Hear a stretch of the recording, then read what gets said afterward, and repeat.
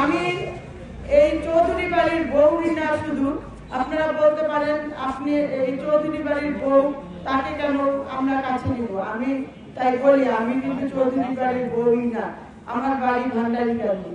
আমি আপনাদেরই সন্তান, এই দেশের সন্তান, শিবচর উপজেলার সন্তান। যখন ফ্যাসিবাদ সরকার ছিল তখন আমি ধানের শীষ এবং জাতীয়তাবাদী দলের পক্ষে অনেক কাজ করেছি।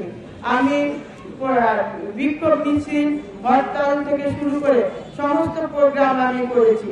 ঢাকা, ফরিদপুর, মাদারীপুর সহ সমস্ত জায়গায় আমি সমস্ত প্রোগ্রামে উপস্থিত ছিলাম।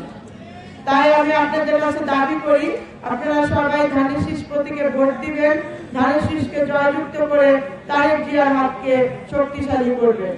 সবাই ক্ষুধার্ত, আমি আর বক্তব্য দিব না। সবাই ভালো থাকবেন, ধানের শীষে ভোট দিবেন।